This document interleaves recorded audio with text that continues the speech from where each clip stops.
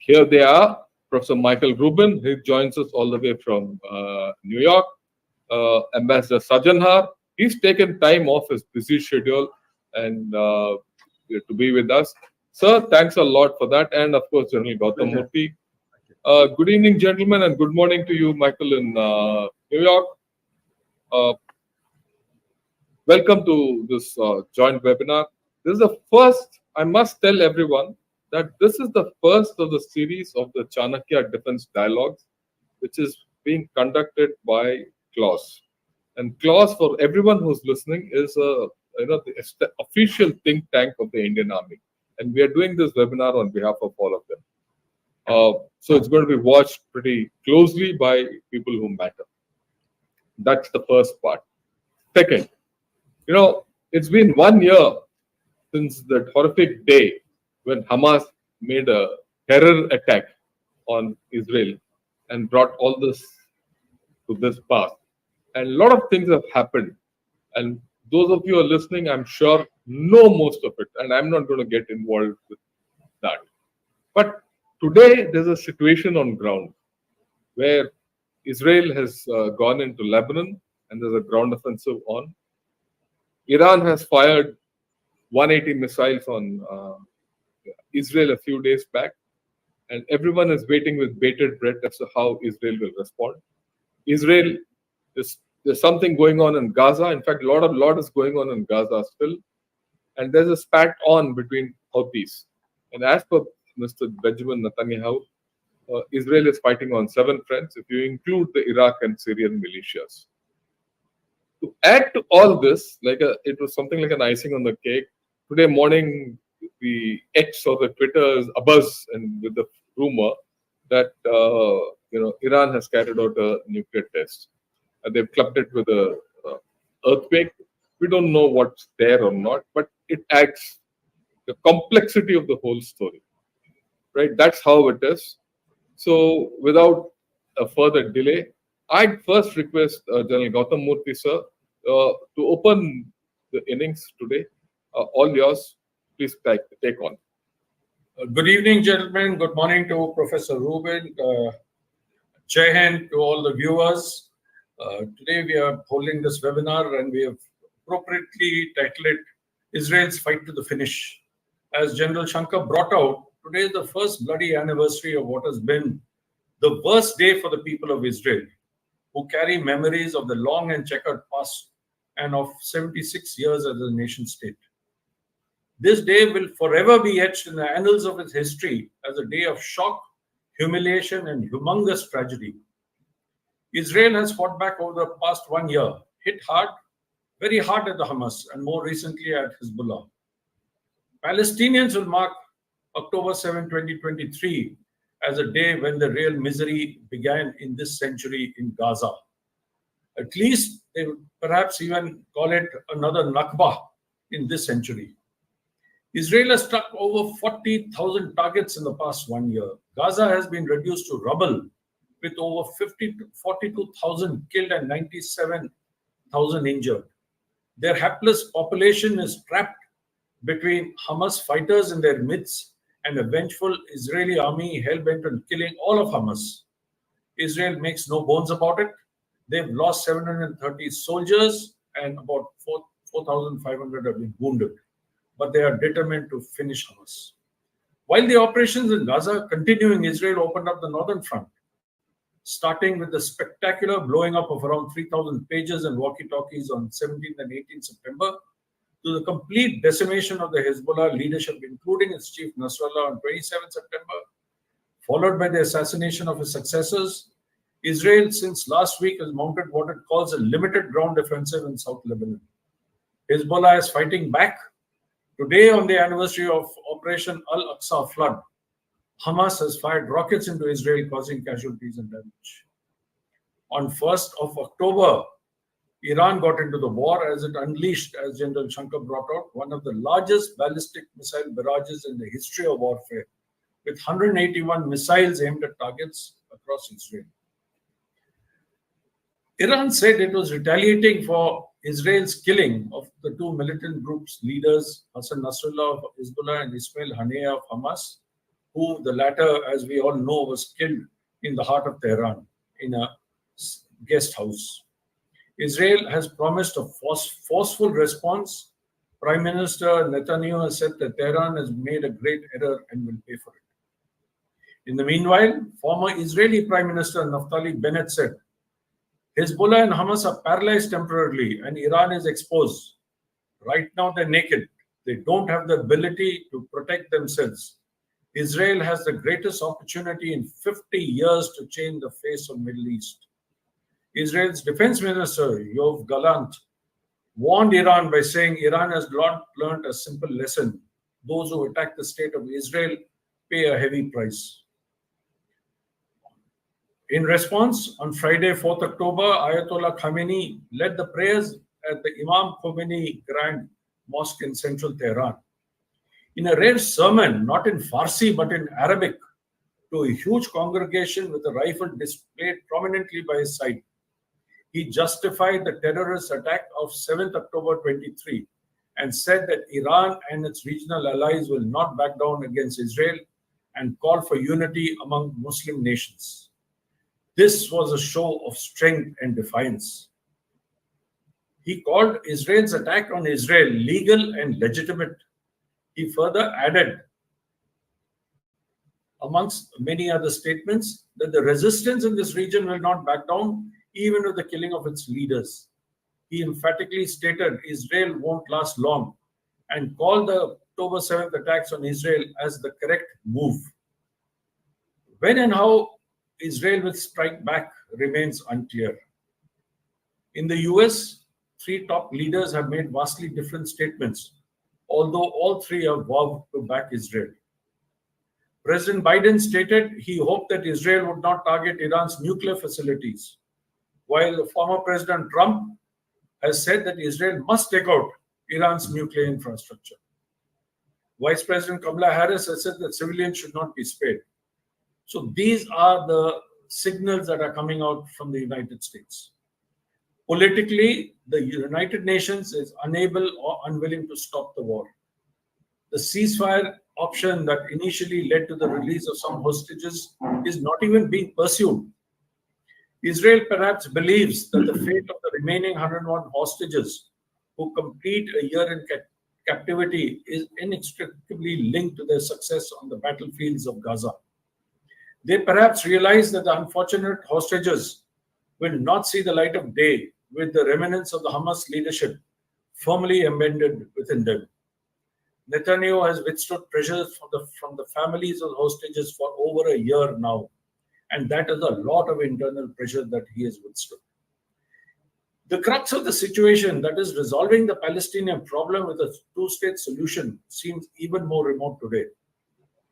Arab nations, while fully supporting the Palestinian cause vocally, are studiously staying away from the conflict. India too is staying away from making any active comments on the situation. So all bets are off on what happens next. But what is pretty sure is that Israel is going to strike back. What that striking back will look like, no one knows. Are we going to see another dimension of hybrid warfare?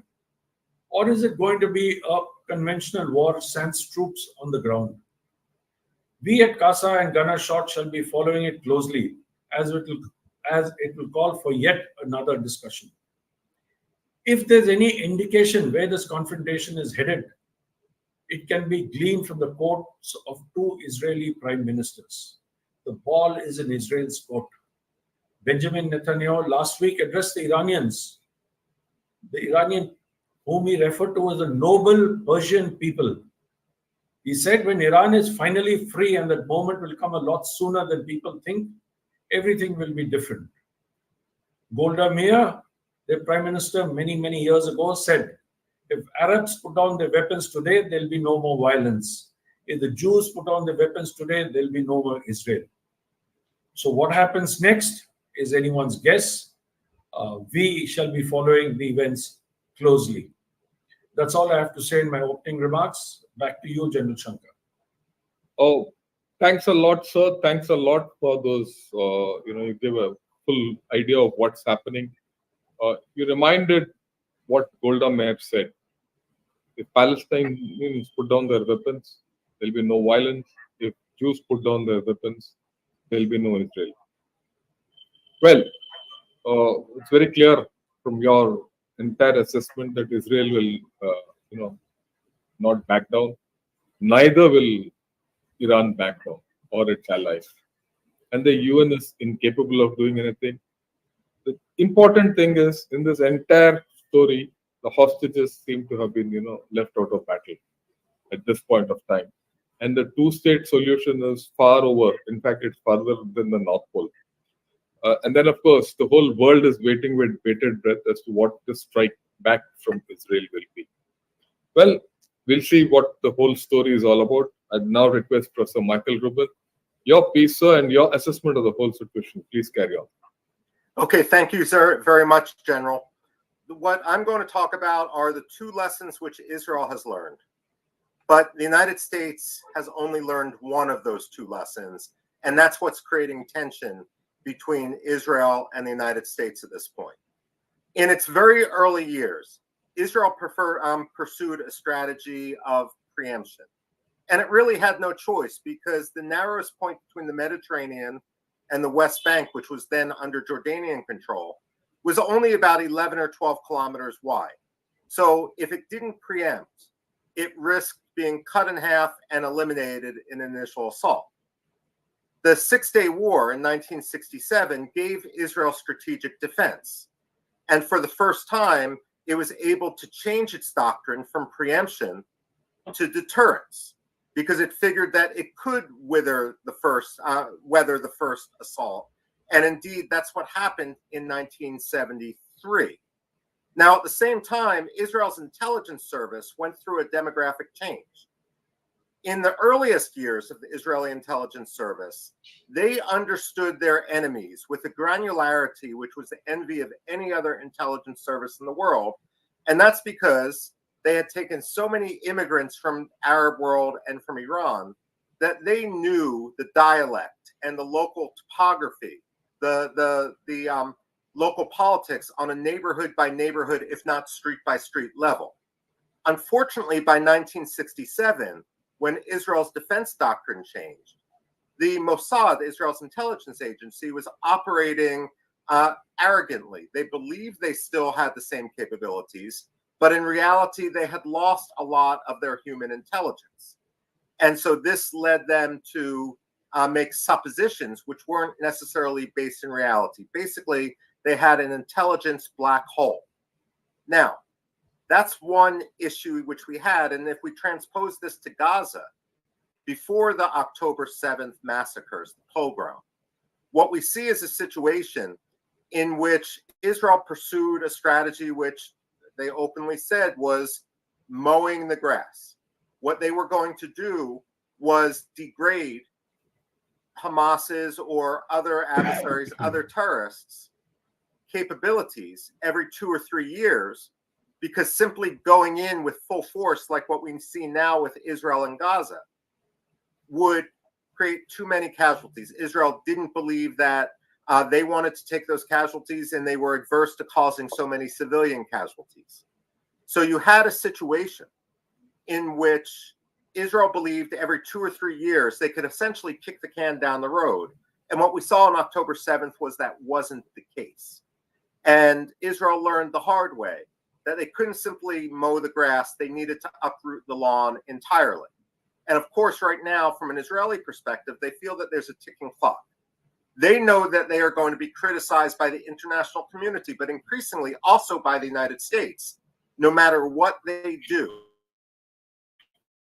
And therefore, in for a penny, in for a pound, as long as they're going to get criticized, they might as well try to do as complete a job as possible. When I talk about a ticking clock, they worry that if the Democrats come in, if Kamala Harris is elected president, the United States might actually undermine Israel's ability to protect itself, withhold weaponry, undermine deterrence in other ways. And so Israel under Bibi Netanyahu, but make no mistake, every other Israeli leader would pursue the same action. There's security consensus is determined not before November 5th, but before January 20th, when the new president takes over, to complete as much of the job as possible. That's what we see right now, and that's why we see Israel not only going into Gaza, but also targeting Hezbollah and perhaps Iran directly as well. Now, what's the second lesson that Israel has learned, but the United States still hasn't? And General Shankar had referred to this when we talked about Joe Biden saying, don't go after the nuclear program. The international community in the United States misunderstand terrorism entirely. Our diplomats want to believe that terrorism is rooted in grievance. Maybe it's poverty, maybe it's lack of education, maybe it's occupation. And if only we come up with some magic diplomatic formula to resolve that grievance, then the cause for terrorism will go away. That's nonsense. If you look at Hamas's covenant, they openly call for genocide against Israel and Jewish people. If you want to go back to Hassan Nasrallah, the late leader of Hezbollah, in 2002, he said, I wish all the Jews would come back to Israel. It would save us the trouble of hunting them down elsewhere in the world. And then when we look at Iran, a lot of states, the Palestinians certainly, could have grievance with Israel. But Iran has no natural grievance with Israel. It's purely ideological. And when you have an ideological enemy, it's hard to make a compromise. When people say, oh, it's the Israeli-Palestinian conflict that caused this terrorism in the region.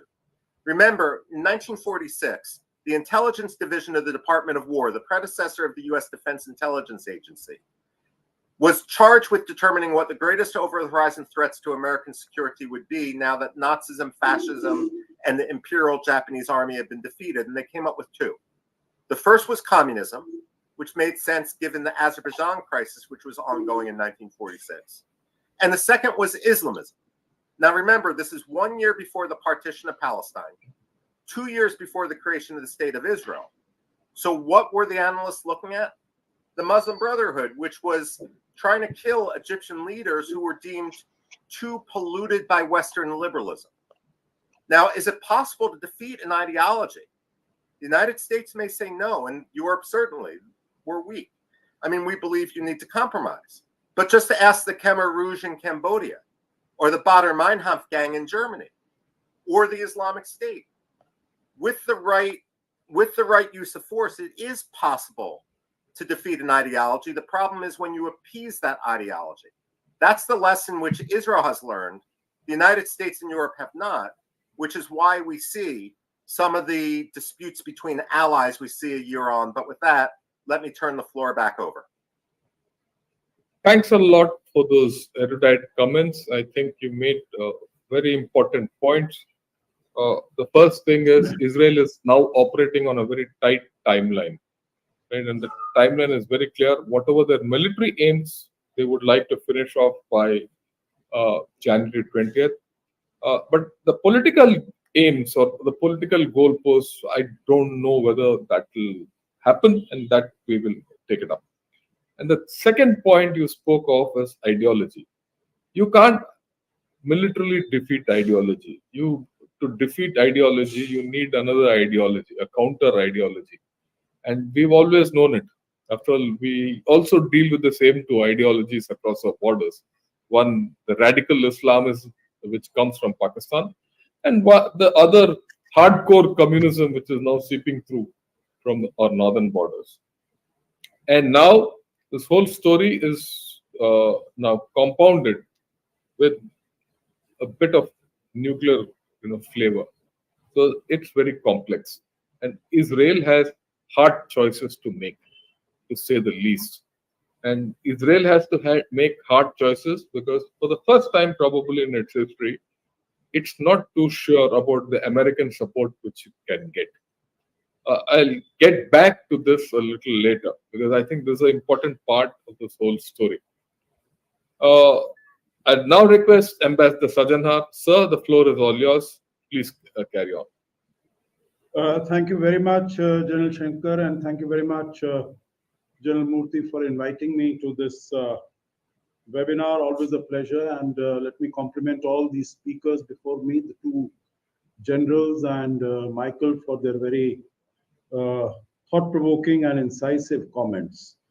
I thought what I will do is, because General Murthy has really given a very detailed account of what has transpired since the 7th of October and how the last 1 year has evolved as far as Israel is concerned, as far as Iran is concerned, as far as the proxies of Iran are concerned. So I think one point that you made also, General Shankar, in your final comment, and the other speakers have also made, is that the ball is very much in Israel's court. It really depends upon how Israel decides to kick it or take it forward, or let it lie, or whatever it wishes to do with it. So I think the future course of events will depend very much on that. But let me go back to how we find ourselves to at this particular juncture. And there I would say at this moment, and possibly one could also say that many of the assumptions and many of the suppositions that were made right at the beginning, many of them have turned out wrong. And so going forward, I think we'll have to keep that in mind, because many of the assessments that we are making now and many of the projections that we are making now, they are only to a large extent speculative in nature. So they could turn out right, they could turn out wrong. For instance, at the moment, Iran has really its back to the wall. I don't think it has found itself so vulnerable in its 45 years of existence as it feels today. And the reason for that is because over these last 45 years, the Islamic Republic of Iran had very meticulously constructed forces around Israel. First thing I would like to say is it never wanted to fight Israel directly itself. And that is why you see, even now, although it has come in tentatively, it came in April, but 10 days before, it fired all those 300 projectiles and missiles and drones. It told the Americans, it told the Gulf nations, it told UAE and the others that we are going to attack. And that also attack was undertaken with slow-moving missiles, slow-moving rockets, slow-moving drones, so that they could be shot down. So it was basically to send a message, and also to tell its own people that we are not lying low. We are taking all action to protect ourselves. And of course, since media is heavily controlled in Iran, so they said that all these 300 missiles had landed on the desired targets in Israel, and they had caused huge damage and destruction. But obviously, we know what really happened with those 300 missiles in April. The second aspect is that Israel was always banking that its proxies, Hamas to begin with, and Hezbollah after that they would be able to engage Israel in a very effective manner, so that Israel would not be able to clear itself free from whatever is happening around it and come after Iran. And if that were to happen, Hezbollah has, in terms of 100,000 militias, in terms of what was reported, 100,000 missiles, sophisticated missiles. It was a much more lethal power and entity than Hamas. But that has also not come out to be true. Hezbollah has also been able to fire some rockets, yes, 9,000, 10,000 rockets over the last 1 year, displaced about 60,000 Israelis from there, moved them inside. But otherwise, in terms of a crippling damage to Israel's fighting capacity capability, they've not been able to do that. So that has been a huge failure. It was also expected. What I think Iran really also wanted to do was that it would be able to give all these 40,000, 41,000, 30,000 deaths and killings. Of course, the numbers are huge, and any number would be something that we would not like that to happen to civilians and women and children and so on and so forth. It was able to get the Arabs, ordinary Arab civilian citizens, on the streets, in not only as far as the Arab states are concerned, but all around the world. You saw what happened as far as the US universities are concerned, in the UK, in France, Germany, Australia, everywhere. And I thought it would be able to provoke and incite and instigate the governments in the region to come up in support of the Palestinian people, or come out in support of the Hamas and the Hezbollah. But I think it had again very wrongly, it had miscalculated, because these are not the days of 1967. These are not the days of 1973, when 6, 7 countries, all of them, Israel, Syria, Jordan, Saudis, Egypt, all of them had gone together and from all sides came against Israel. No, those days are gone by. And they might have made, as General Murthy said, they might have made all these fiery speeches and statements in the UN and other international organizations, but otherwise they did not lift a little finger to come in support of these organizations and these bodies. I think basically what has happened is that none of these countries wants conflict. None of these countries wants war. All of them want peace. They have seen what the benefits of peace are. They have seen many of them under the Abraham Accords of 2020. They have established relations with Israel. Israel, they have seen in terms of technology, in terms of innovation, what the cooperation can bring for them. So they have not really come out in support of any of this. They might have made the speeches, as I said, but no support to them in any concrete, tangible terms. So I think whether it was reliance on Hamas, Hezbollah, Houthis, etc., that has that confidence has been misplaced. Also, the confidence as far as the power, the strength, the force of the Arab street, that has also failed miserably as far as Iran is concerned. As I said, Iran doesn't want to get into it. And it had sort of, and this is the last point because I know that my 8-10 minutes are getting over. No, please take your time, sir. No hurry. Thank you. Thank you very much. That's very kind of you. But I think we need also good discussion after that, and Brigadier Rumel Dahia is also here. The point I want to make is it never wanted to get involved itself. It said that it sort of exercised strategic restraint after Ismail Haniyeh's killing on the 31st of July in Tehran at the time of the inauguration of the Iranian president, because it thought that it was promised by the Western countries that a ceasefire would shortly be coming, and with Hezbollah in Lebanon, also in Gaza, and so on and so forth. But that did not happen. And then we saw on 27th of September what happened as far as Nasrallah, who was holed up 60 feet underground, that even his bunker was also bombed and he was killed. And now we see that even his successor, Safeddin, he is also not traceable. He's also, it's not known where, what his location, what his whereabouts are. So it is per force that Iran has had to come to putting these 200 ballistic missiles, sending out these 200 ballistic missiles onto Israel. Now we don't really know. I think if anyone in this group knows exactly what has been the impact of these 180, 200 missiles, because the mainstream media seems to suggest that, one Palestinian was killed in West Bank and 2 others were injured.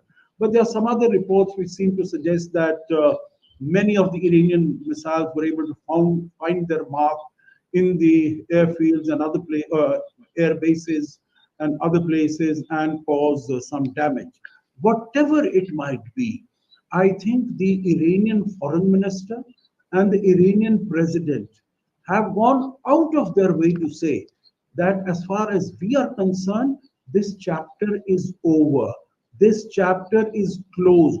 We have taken revenge for the killing of Ismail Haniyeh, of Nasrallah, and the IRGC commanders, senior IRGC commanders. So we are done with this unless Israel provokes us very badly. But Israel has said, although there might not have been much damage, but Iran has made a very serious mistake and it is going to be punished.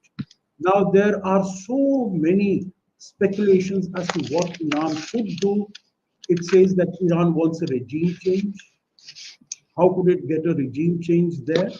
Because, as General Murthy said, it has Benjamin Netanyahu has appealed to the Iranian Uh, people over the Sir, heads. 1 minute. 1 minute. Yeah, please don't shuffle around whoever is shuffling papers. That's coming through on the mic badly. Please carry on, sir. Sorry. Yeah, no, not at all.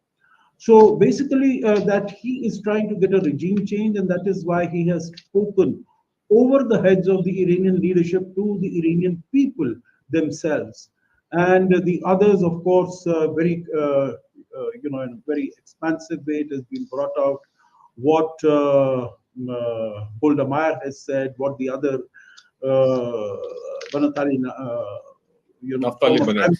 yeah, he has said. So I think there are all these options, but President Biden has told Mr. Netanyahu in so many words not to go after the nuclear assets, not to go after the nuclear installations. So we'll really have to wait and see. My own thinking also is that looking at the statements that have been coming out of France, what President Macron has said, that we should stop supplying weaponry to Israel. And the elections are just about less than 4 weeks away. That the pressure on Israel might be, might be exercised from all sides. And I think the carrot could be in that case that we are going to get all the hostages released. As was mentioned by General Shankar, that hostages seem to have gone into the background. So at least if Mr. Netanyahu is able to get the hostages back, I think the last point I'll make here is, I think Mr. Benjamin Netanyahu has been able to redeem himself over the last 1 year. He had suffered, as you said, General Murthy, that this was, the blackest day in the history of Israel since it was formed 1948. But I think to remove those memories, those very traumatic memories, he has been able to do away with the top leadership of Hamas, do away with the top leadership of Hezbollah. And I think that has been the manner in which he has stood his ground firmly against whatever the world might have said against him. I think in the eyes of the Israelis, he has been able to redeem himself. Let me finish here. I think there are also other issues to discuss as to, the impact on India, impact on the global south, impact on the world, impact on the region. And that, of course, is very much in your court, General Shankar, when you might like to bring these up. To you, Thanks a lot, sir. I think you made some fantastic points. I must put it across. What you really said that Iran is fighting with the back against the wall. There's no doubt. Its arms have been broken, if I may say so, whether it's Hamas or Hezbollah or even Houthis to some extent. And you also made a point that Iran has made a mistake. I think it has made a great mistake, right? The mistake, if I put it, and if I take your analysis further, which I completely agree with, it showed strategic hesitance in entering this war. It's not restraint, it's hesitance. And hesitance and it's actually political hesitance. When you go into war, there's always, leads you nowhere. And it has tried to play the long distance card too far, the non-contact kind of warfare. It doesn't get political brownies beyond the point. From the Israeli point of view, what I inferred as you spoke, the thing which came to my mind is Israel has carried out a terrific surgical operation against Hezbollah so far. How it will go further, we don't know. It's a multi-layered operation, whether it's a pager attack, the walkie-talkie attack, eliminating the leadership, or even going and striking targets in the north. And it was also carried out a heliborne operation at Masayaf, where it destroyed a a weapon production facility. So it's done very good, typical Israel manner. Again, the big question is, will it get Israel peace, or as Professor Raubin said, will it just finish at moving the grass? Okay. The major point which you made is that I think with time, the Arab world and the Muslim world have become more transactional. And probably, which you did bring out, that is why they are not supporting Iran or everyone. Because you go back to the time of the Yom Kippur War and before that, if anything Israel did, the whole Arab world was against it, but not today. The Muslim world is no more standing next to Iran in whatever they're doing, partly because of the fact that they, Iran's proxies have been more oriented to terror. Secondly, the Muslim countries are themselves threatened by these proxies, so their own regimes are at stake. And the next point, adjunct point of this is, like, people have realized that their fossil fuel reserves are finite, and no more can they go on costly, wars with everyone. And in the name of God, they have to convert this limited, finite, reserve they have into something for their own nations. Okay, and you also made the point that Iran is in a diplomatic failure mode. Yes, I'd like to underline it. Iran is completely isolated. Even Russia and China are not able to come to its rescue, which everyone thought will happen in the past 1 month. That was the whole thing. Whether just getting the hostages back will restrain Israel is a moot point. But then we'll come back to it. Like you said, what are the implications for India? How far will USA go? How will this whole story go in the Western world itself? Is there a divide in the Muslim world, which is now apparent? Are questions which will go through. With this, I'd request Brigadier Rumail Daya. Sir, all yours. Thank you, General Shankar. First of all, my grateful thanks for being given an opportunity to share the stage with such eminent panelists. This is the day when it's 1 year since the dastardly terrorist attack took place in Israel. And my sympathies go towards all those people who lost their kin, who suffered this. Also to those people, innocents, who have been killed in this conflict, knowingly or unknowingly. Having said that, let me start off with this point which Mr. Rubin made about many people not understanding what terrorism is. Well, this particular statement doesn't apply to us in India. We have known terrorism for much longer than even Israel. Also, many people in India always say, why not follow Israel's model of dealing with terrorism? Good for us, we did not follow that. And I'll come to that reason later, because the circumstances are different. Like Mr. Rubin said, it was more of a threat of being, bisected into two. And then a smaller country, which is not much of a strategic depth, surrounded by perceived enemies from all sides. And I'm not getting into the moral questions at all, because moral questions will really raise hackles across the board, and they're applicable to both sides. There's nothing much to choose, actually.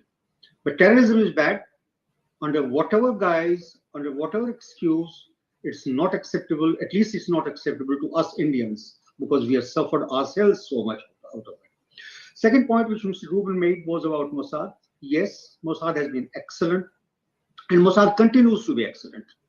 What happened on 7th of October last year?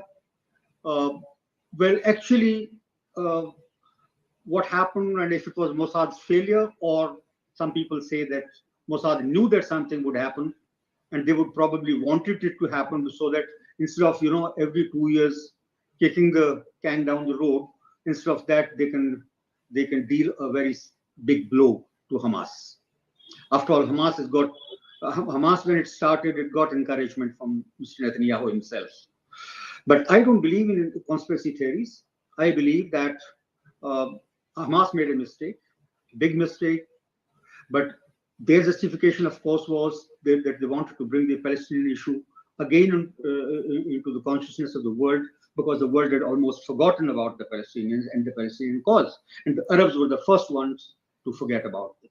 So they did that. My question is, now Hezbollah has been dealt a very strong blow. Hamas has been obliterated.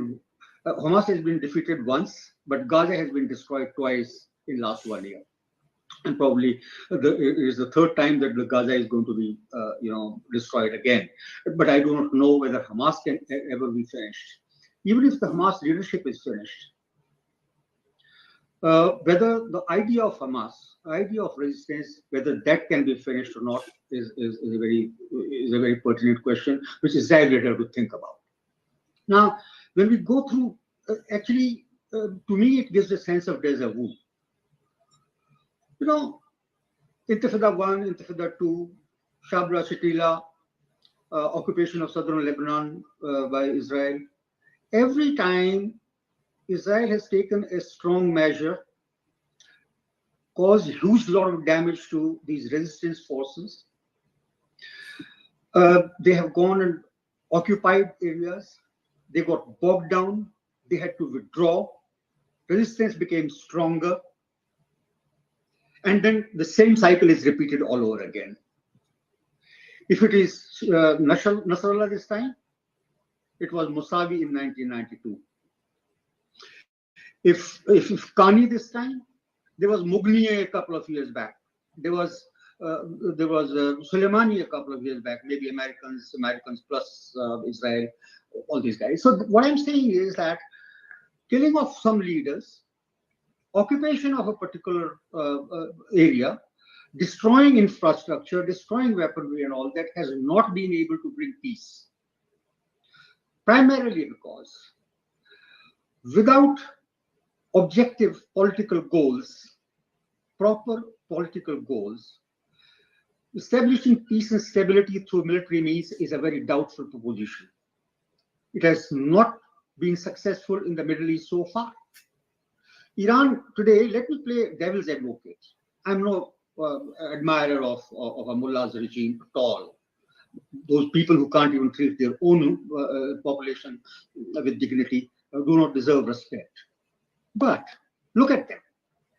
They have not only shown restraint this time, and understandably, because sanctions have killed their economy. They have been denied technology. So obviously, technologically, they are not good enough. And if they were not under sanctions for such a long time, and if they did not fight a long war with Iraq for a couple of years, I'm sure that Iran would have been in top 3 or 4 economies presently. It would have been a different kind of an animal. But unfortunately, the situation is that it hasn't reached there. Obviously, for its purposes, it developed these proxies, and proxies were doing the job for them quite a lot. The proxies haven't succeeded. But has Israel won against the proxies? Has Israel won the war at all? It hasn't. And is Israel going to win this war? Well, how do you define that victory? Can they destroy Iran? Iran is a country of 100 million people. It doesn't share a border with Israel. Israel cannot put boots on ground. Israel can destroy its energy infrastructure. Israel can also probably hurt its nuclear infrastructure. But how will it destroy the nuclear idea of nuclear science in the minds of the scientists, despite having assassinated Fakhrizadeh and many others? Well, they have the knowledge, and I'm sure that they would have taken care to make certain facilities redundant. I personally feel that this idea of regime change, idea of defeating, reordering Middle East, might produce an outcome just opposite of what is intended. It might force Iran to go nuclear, much against the wishes of everybody else. Today, we might say that Iran, is totally isolated. Well, the same thing applies to Israel as well. Israel is also isolated. This idea of two-state solution, even America talks of two-state solution, and this idea was almost buried. I'm just playing the devil's advocate here, and to say that I think humility is required. This kind of a conflict will have to end with some kind of, ramp off for everybody. It cannot be that one side is going to win and the other side is going to be totally destroyed. Any attempt to pressurize Iran might put the same people who today do not like the mullah's regime to rally behind the flag. Iran is a civilizational country. They have a pride. They have suffered so much of pressure for such a long time. Right from the time of Mossadegh being thrown out from there, right up to this place, they have suffered. They have suffered at the hands of everybody. Russia made sure that in Sadabad, the Kurdish Republic was, established over there. Iraq has fought wars against them. Arabs have fought wars against them. So therefore, let me just say that it's a country of 100 million people with a lot of resilience. Please don't write them off. And today, the Arab street may be quiet because the regimes don't want it. Tomorrow, if Israeli F-35s and F-15s fly over Saudi Arabia and all that to bomb the nuclear facilities, which with redundancy built in, of course, then at that stage, the Arab street may not remain quiet. They might become vocal. But the whole idea of this, the regime change and all this kind of a thing, I think is a fantasy. And this fantasy is like many other fantasies that have been proved wrong and that has not come out to be true, is going to remain a fantasy that way only. I personally feel that even if they don't go after the nuclear facilities, then they go and destroy the oil terminals at Kharg Island or destroy Bandar Abbas port or something like that, and the world oil prices shoot up. How do you think the world, whom do you think the world is going to blame that time? Are they going to blame Iran, or are they going to blame Israel for having destroyed those, energy sort of facilities? And when Iran goes and blocks the Strait of Hormuz from where 21% of the oil goes. Now, how is the world going to be blaming? Whom are they going to blame? Because the whole world is going to suffer because of that. So I would personally feel that I cannot speculate as to how Israel is going to conduct its affairs. I'm also not in a position to advise Israel, nor is Israel listening to anybody at the moment. But I would definitely think that cooler heads need to prevail, and they need to give a little greater chance for ramp offs to both sides, to themselves as well. With that, I think I'll finish it at this moment and come back. Thanks a lot, sir. I think you played a good devil's advocate, which was needed. You've given another side of the whole story. Very important. The first thing which you made mention, and I think this has to go to everyone who's watching this webinar. Very often people say, why doesn't India behave like Israel and take out all its adversaries and all that, cross-border X, Y, Z. We can't do that. And Israel and India are a different set of apples and oranges, right? Far away. So that can't happen. Yeah, the important point which I did mention in the beginning, when you had not yet come in, is how do you defeat the ideology militarily? There is no way off, right? And this ideology is a reinforced ideology, and if you cannot defeat this ideology, peace will be elusive for Israel. What they can at best get is probably a temporary pause. And what is this concept of Israeli victory? I don't think, in my own way of thinking, there's going to be any victor or loser in this war. The whole lot will end up losing. That's the way things are going. And I just have a point. Well, you said that reordering of the Middle East is not feasible. I agree with you. But at this point of time, I don't know whether someone is even attempting to reorder the Middle East. What people are trying is only to do a regime change in Iran, and that too on the premise that Iran is itself a divisive nation. Because if you go back 1 year, 1.5 years back, Masa Amini, a death, a whole lot of protests rocking Iran. And Iran has internal fragilities which have not yet come, and they could come up any point of time, right? Notwithstanding the fact that it is a civilizational nation, right? And I go with your view that Iran, the whole lot, not Iran, a whole lot need to think through this with cooler heads. But at this point of time, I don't see how Israel will go or start thinking as a cooler head if there is nothing which it can do about the whole affair. Right.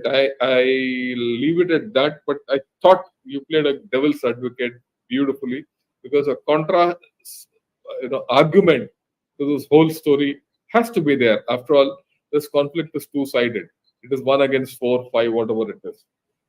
But as much as Iran is fighting with its back to the wall, so is Israel. And in fact, both of them are fighting with their respective backs to the wall, with very little options but to move ahead. Okay. I'll get Ambassador Sajanhar back in. Sir, I understand that you have to leave us at about 9 o'clock. But before that, I would like you to tell us broadly India's options at this point of time. Because I'm going to ask each one of you India's options, USA's options. What are Israel options ahead for Israel and Iran? We'll go one by one. So we'll take yours, sir. India's options. Where do we go from here in this whole game? And then if you have to leave at 9 o'clock, I'll just say thank you in advance. Thank you very much. Thank you, General Shankar, and thank you for being so thoughtful and considerate. I really appreciate it. Okay, so before responding, and I'll try to do it very quickly in about 2-3 minutes. If you permit, I'll make 1 or 2 other additional points. To please, sir, please. Excellent. No, please, gentlemen, please feel free to talk what you want. Because unless we get all of points here. Yeah, Brigadier Daya. So first is in terms of ideology. That if you want to defeat an ideology, it has to be a counter ideology. It cannot be defeated by weapons or defeated by army or forces. My point there would be that if you are trying to evolve a new ideology to take in one ideology that has been there for how many years or centuries or whatever, I think that's going to take a long time. The point I would like to make here is any of these ideologies are like the ideology of terrorism. Now, when India is fighting terrorism, we say, okay, anti-radicalization, counter-terrorism. But along with that, we also go after the top leadership of the terrorists. And we have seen that once, the top leadership is decapitated, annihilated, then it has a huge impact on maybe not the survival or the continuance, but at least the effectiveness of that particular organization. So I would like to make here. The second point I'd like to make, I think, General Shankar, you made a very important point that, these countries, the Arab Gulf countries, don't want Iran because it operates, to become more powerful because it operates through its proxies, which are by and large terrorist proxies. The other aspect that I would like also to mention is that most of these Gulf states, you are very right that, all these are kingdoms or, autocratic setups. And the Iranian dispensation is totally opposed to it. So, if they have dealt with Israel, they would also deal with them in the rest of the lot. And also the second thing is that it's a Shia Sunni thing, meaning they don't want, the total number of Shias in the world is 10% of the Sunnis. They don't want these 10% to be lording over them. I think all of us realize what the fissures between Shias and Sunnis are. Let me now come to the point that you made. And I remember I was in another webinar yesterday, and they said, which side is India on? Is it with Israel or with Iran? And I, quoted what the Prime Minister had said, that you are not on either side, you're on the side of peace. And that is what you want. You don't want an escalation of the conflict, because I think, as you had mentioned, Brigadier Daya has mentioned, that if the conflict escalates, so far we have seen, I'll just limit myself to price of oil. I'll not talk about IMEC, I2U2, connectivity, trade, investment, etc. Or Houthis, bombing Red Sea so that shipping has been forced to come down from Cape of Good Hope, insurance prices have increased, etc. I'll not really refer to that. If the price of oil increases, I think it's going to impact on all countries, developed and developing, not only India. India's, of course, growth story is that we are growing at 7%, 7.5%. And if we have to pay for oil, not at $70, but at $100, $120, it's going to be a huge jolt to us. And then our diaspora, 8 million, 9 million. So what we want is not continuation of this and non-escalation of the conflict into a regional conflagration. And that is why I think our Prime Minister had spoken to Mr. Netanyahu when he came back to the United States, advising him not to go in for the escalation. So let me finish here, and you take this opportunity to thank you, General Shankar, and thank you, General Murthy, for inviting me, and thank all the other panelists for their excellent contributions. Thanks a lot, sir. I thought you made some very important point. I think the most important point is we are not on either side. Very often people forget that we have good relations with Iran. In fact, we have civilizational relations with Iran. True. And we need Iran for the international north-south transit corridor. We also have invested into Iran at Chabahar, and we wouldn't like, and it has strategic value for us. So to that extent, I think I reinforce what you said. We are on neither side. The discussion so far has been on facts and what's happening on ground. So to that extent, when we say that Iran is fighting with its back to the wall and it's in a weak state, it is based on facts. It is not based on India's position vis-a-vis Iran or Israel. And we are stating facts. Let's put that in perspective. And we have a lot of stakes here, as Ambassador Sajan said: oil, diaspora, fertilizers, a lot of imports, everything. Yeah. So we have to play a cool hand in this. And there's always a tomorrow. If I may add, India has a role to bring about peace in this region. With this, I now request Professor Michael Rubin. Where do you think USA is going to go? Given that USA has got an election going and a lot of divergent views are coming, they're not only divergent; those views are changing at times, depending on whom you are speaking to. So, what do you think USA's large, broad-based options are? Where do you think? Give us an idea of the whole thing. Over to you, Professor. Thank you, General. Broadly speaking, the United States still stands with Israel, but there's a lot of unknowns out there. First of all, the perceptions of Israel, especially among the youth, are declining in favorability.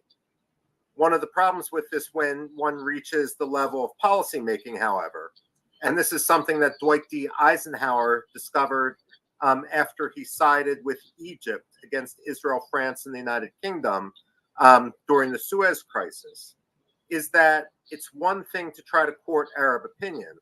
It's another thing to find mutual ground and a cause for alliances with some of these countries. One can be frustrated with Israel, but that doesn't make Syria or the Islamic Republic of Iran a good ally. So after Dwight D. Eisenhower, for example, for very realistic reasons, threw Israel under the bus in 1956, it took him 2 years during the Beirut crisis of 1958 to discover that his Cold War calculation wasn't paying off. And that's why we had subsequent administrations, both Democrats and Republicans, side more forthrightly with Israel, despite the divergence in numbers.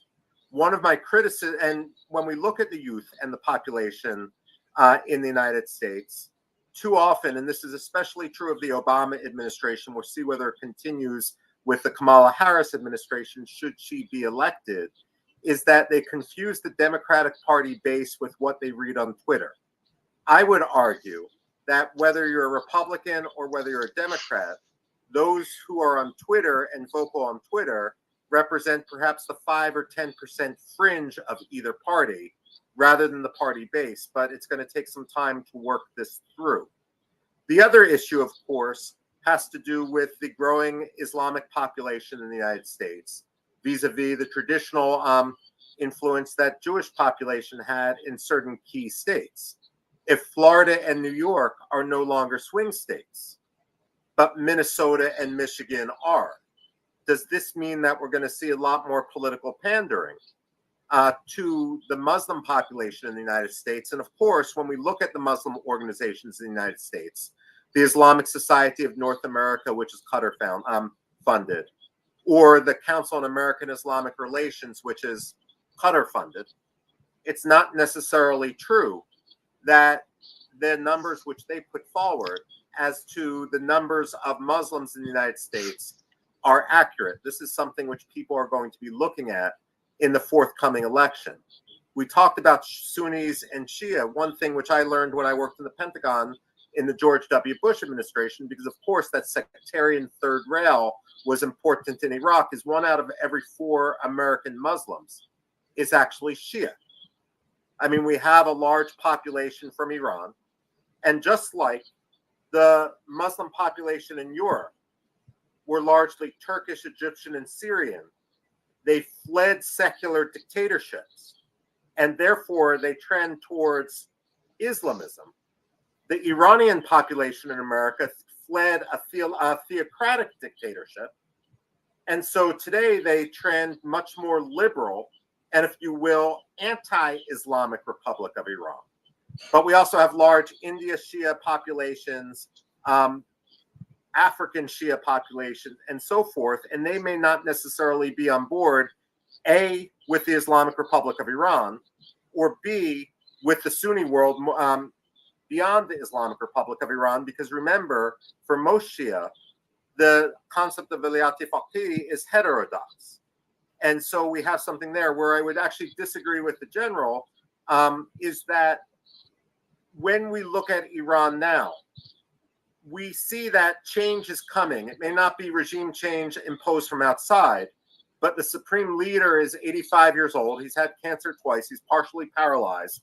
And therefore, it's an open source of discussion about what comes next. The biggest difference between the transition now and the transition 35 years ago is that Khamenei doesn't have the charisma or the religious depth, if you will, the reputation that Ayatollah Khomeini had.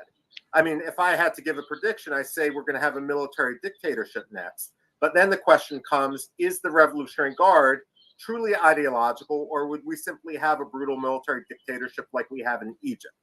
But when it comes to the United States, my final thought on this, look, I'm a historian, so I get paid to predict the past. And my friends would say I only get that right about half the time. But one thing which I'm absolutely sure of, when we go back to the last several administrations, what defined that administration was the crisis that no one saw coming. So for George H.W. Bush, it was the Iraqi invasion of Kuwait. For Bill Clinton, it was he defeated George H.W. Bush in the 1991 elections by saying it's the 1992 elections, by saying it's the economy, stupid. He was going to be a domestic president. 2 wars in the Balkans later. Then we had George W. Bush, who again was going to be a domestic president, 9/11. Barack Obama came in saying he was going to end stupid wars. And not only did we remain in Iraq and Afghanistan, but he got us engaged in Syria and Libya as well. Donald Trump didn't get involved in a war, but COVID certainly had national security ramifications, certainly defined Trump's legacy. And now we have the same thing with regard to Biden when it comes to the wars in the Ukraine and what we see in the Middle East. And if I may go off topic, what we're about to see between Rwanda and the Democratic Republic of Congo. The point of this is that the next administration, I mean, we're going to see something which we're not debating right now in the United States. And frankly, the debate, this election more than any other, is so inane, so ridiculous, so detached from reality, that whoever is president next, Donald Trump or Kamala Harris, is, I mean, we don't even know where we're heading. The only optimism I can see looking in the future is, and we saw this with Kamala Harris's vice presidential sweepstakes, the Democratic field is deep and normal for 2028. And the Republican field is deeper and normal for 2028. So the question I have looking forward is not just about the Middle East, but how much damage can a lack of, I won't just say U.S. leadership because the world is multipolar, but coherent U.S. leadership have? How much damage can that cause before we actually get to 2028? But with that, let me turn the floor back over. Oh, thanks a lot, Professor. I think you made a very, very significant point. USA stands with Israel always, but the depth of that stance is not known. It's going to vary, and these elections will lead to something. And the more important point which you made was, the next presidency might be facing a crisis which they never saw coming, and probably none of us saw coming. And this might not just be, this Iran and Israel spat. There's something brewing in the South China Sea.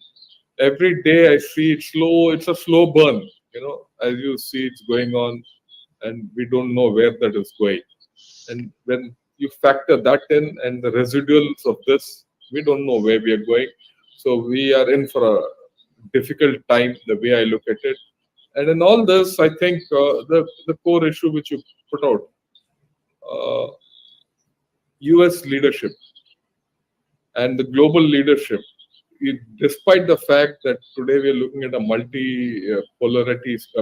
multipolar situation, US is still the global leader. Will it be able to hang on to it? Will depend a lot on how things happen here. Because one more conflict anywhere, it might be a conflict too far or a conflict too much for USA to handle at the exit of the elections. With that, we'll spend some time on Iran and Israel. I'd request Gautam Murthy, sir, please do let us know, or rather give your prognosis as to what would Israel do and what are its likely options. Of course, we're now shooting in the dark, but that's all we can do, and we must do to a certain extent.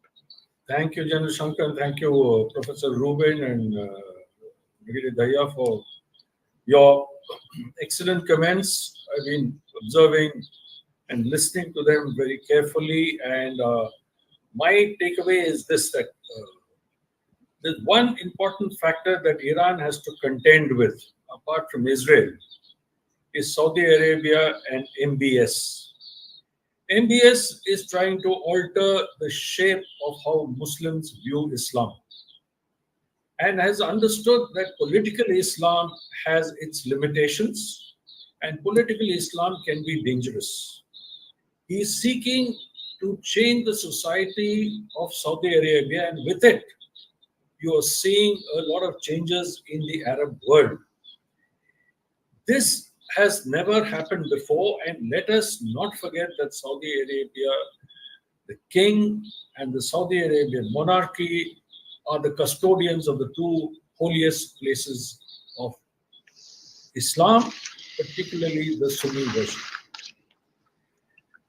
Iran has asked for help, has asked all Muslims to unite, and Iran's theocracy, when it came into being with Ayatollah Khomeini, they had really no quarrel with Israel. And as Professor Rubin has said, Rommel has said, the ambassador has said, it is purely on ideological grounds, where Islam is not being used as a religion, but Islam being used as an ideology. Now, Islam is a religion we are all living with. India has over 200 Muslims who are living quite peacefully in our country of 1.43 billion people. India has got 10% of the Muslim population of the world. Islam cannot be used as an ideology. Well, there would be some differences. There have been issues, there have been tensions. I'm not trying to paper them over or gloss over them. But Islam as an ideology makes it a dangerous issue. It's not so much a political issue, but it gets into the realm of terrorism and everything else.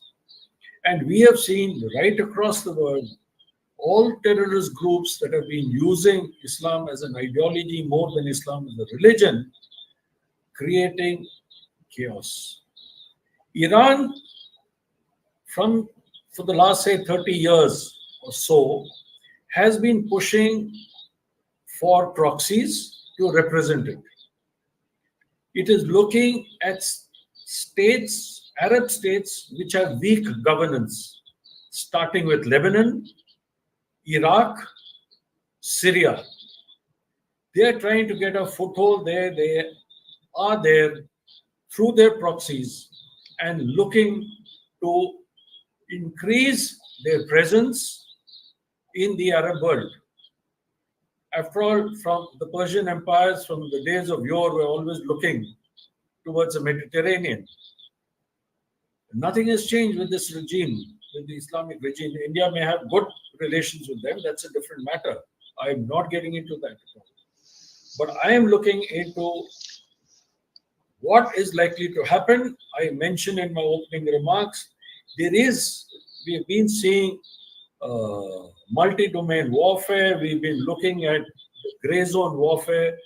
We have seen what Israel has done. There's probably another domain in gray zone warfare that we have yet to see.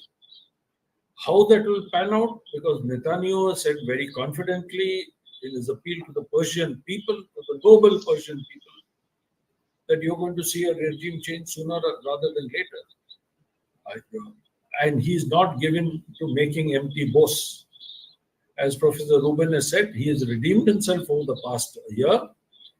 And we shall now have to just wait and watch how it is going. Is it going to be a conventional war, sans ground troops, as I said? Or is it going to be something else? I very much doubt whether Israel would attack infrastructure like ports, but the nuclear facilities of Iran are very much in the crosshairs of Israel. How they get to it, one really doesn't know. But we will be following the situation closely, and I'm sure sooner rather than later we will be sitting across like this and discussing a completely new dimension to what we have discussed today. Thank you. Thanks a lot, sir. I think you made a very valid point. In my own assessment, I don't think Israel will get after the nuclear facilities and oil facilities the way we think they will with F-35s and all that. If one thing we have not learned about Israel, or rather we have learned historically about Israel, is they are always inventive of the way they do things. Whether it is, in the Yom Kippur War or the 67 war, and even the pager attacks, walkie-talkie attacks. So expect the unexpected. That's the way I look at it. I don't think Israel will make the mistake of, the shock and awe. Don't forget the Stuxnet virus they used to decapacitate Iran's nuclear program and set it back by over a decade. I thought that was a very cheap option of, with very good results. So all actions are on the ground. All actions are open. We'll just wait and watch. So that's the way it is. And I don't think Israel is foolish enough to undertake two military, adventures, one in Lebanon and one in Iran simultaneously. That would be the height of foolishness at this point of time. So we'll have to wait and watch. And at the same time, the 20 January deadline is also on the horizon. So for those of us who are completely military oriented, we'll get a lot of, grist to chew on. Now let's look at what Iran can do. I'd request Brigadier Rumel Dahiya, sir, what do you think Iran's next step is? To think that, Iran has said, no, this is what we're going to do and all that, and we have not taken revenge, and expect that line is drawn is also facile. So your views on this whole story. Thank you. Thank you, General Shankar. I think, let me put on the hat from their side and think as to what they might do. One thing, of course, is very clear, that they have been reluctant to get directly involved in this fight. And for obvious reasons, they lack the capacity to influence the course of an armed conflict, besides what they can provide to the proxies. But like I've always maintained, and having known that area a little bit, that in Syria, every single movement of important people, every single movement of aircraft or ships is known to the Israelis. The Mossad has its agents everywhere, and they know what's happening. So that's why you hear every week, if not in lesser frequency, there is an air attack somewhere. And last one was near Hamimeen Air Base, near where the Russians have the base over there. Yeah. So they bomb in Mezeh. They say Assad's own brother, younger brother, Mahir, has been killed. Mughni was killed there. The large number of IRGC stockpiles have been destroyed. In fact, they don't even say, by your excuse, sir.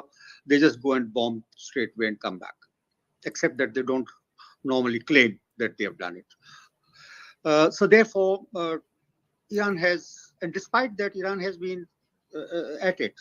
They haven't really given up. For obvious reasons, that Israel has great resilience than the Israelis can really think of beating. So they are reluctant in getting into the battle. I think their effort will be, first of all, defensive, that they'll try and keep their nuclear assets as secure as they can. And I'm also sure that they have all the best of the air defense resources will be utilized to guard against any attack on the nuclear facilities. The second option, of course, would also be, the effort would be to preserve by two means, preserve functioning of their energy resources. First, because they, despite the sanctions, they I think they still manage to ship quite a lot of energy, 3.3 million barrels or something like that. And that keeps their economy going, so they'll try and keep that secure. But they also know that the threat of destruction of energy resources of their neighbors, who might facilitate or who might be seen to be facilitating Israeli attack on the Iranian resources, that also they think that they'll deter these countries from cooperating with Israel. Whether that is true or not, whether they are ready to take that risk, I don't know. But the Iranians will definitely be thinking about it. Besides, as you know, that Iran has not been able to develop a new aircraft.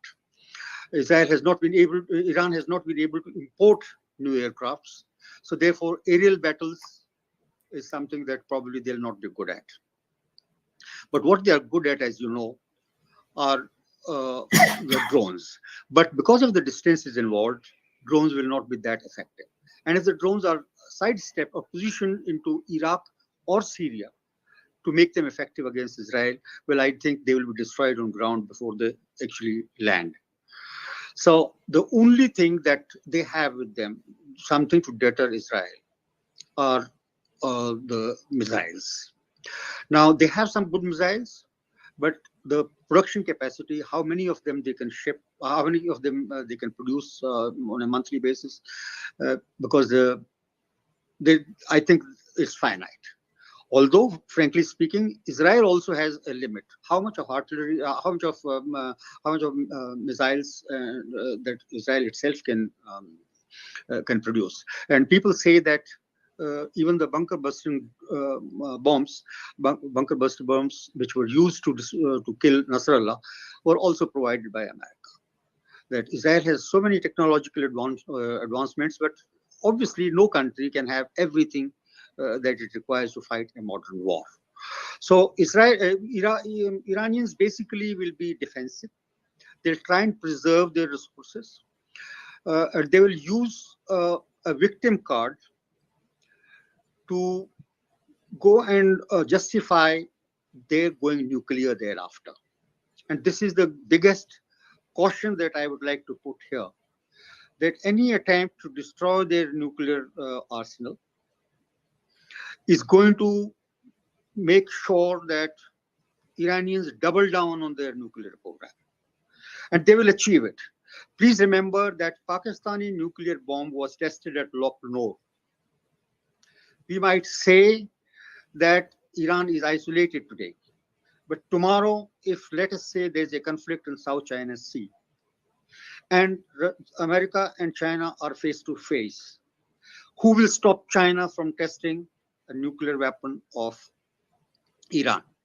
Or let us say that if America continues to pressurize Russia and permits its long-range weapons, Storm Shadows and their own, to strike deep into Russian territory, who will stop Mr. Vladimir Putin from not letting Iran test its nuclear weapons in Russia? So therefore, when Israel goes for broke against Iran, Iran is also going to go broke to achieve what it wants. And that is why I cautioned earlier that the outcome of this conflict might be absolutely opposite of what it is intended to do.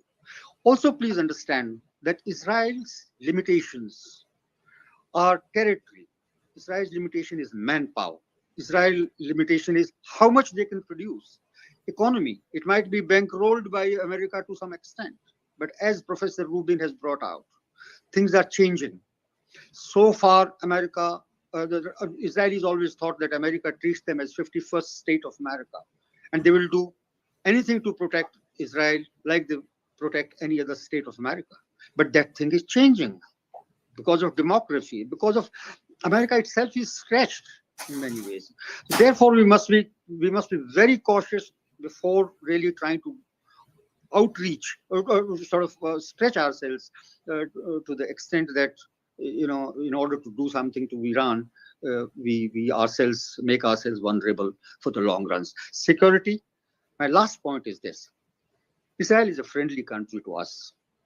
We have common challenges, we have common problems as well, and we have come to each other's help when time comes. Even during this conflict, let me say one or two companies in India have been supplying certain munitions, etc., to Israel. Israel has done the same to us in 1999, for example, during the current conflict. And there are so many things. Terrorism is a common challenge for both of us. Both are democracies in a vast area where there are no real democracies around. Despite that, my sincere feeling that comes from the heart is this: that if my children cannot come back from school safe, and I'm not confident of their being able to come from school, if I cannot work in my fields without having that suspicion of somebody might shoot at me, or a missile or a rocket might come and explode close to me and all that, if we have these kinds of feelings in our minds, then it's not a security. I don't think what Israel is doing today is really preparing itself for a long-term peace and security. And I think that is where our military mind feels very excited about when we see a military succeeding, or a military measure succeeding, your bombs doing the damage, or rockets doing the damage, or like pagers doing the, also this becomes a hybrid warfare. But the most important factor that we must have is that people must feel secure. And without proper political measures being taken to resolve this one way or the other, the security is always going to be challenged. Thank you. Thanks a lot, sir. I think you made a very good case for Iran. To highlight that Iran has its cards. Iran has cards to play. And it's going to remain defensive, and it's going to bank on deterrence, and it, in all probability, will go nuclear through the victim route. And of course, we have to bear in mind that Iran is fighting a different war. I mean, a different kind of a war in terms militarily, because it doesn't have a air force of note. It doesn't even have a navy of note, and even its land force has never been exercised. After the Iran-Iraq war, they've never fought a war, and I don't know whether they'll be able to carry out land-based operations.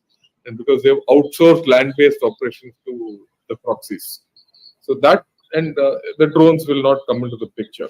So it's going to be an interesting kind of a military outcome. But the most important thing is we still don't see a political outcome for both sides anywhere near what they are imagining, right? And both countries, if I may say, Iran and Israel, internally, it is now very clear that they're internally fragile.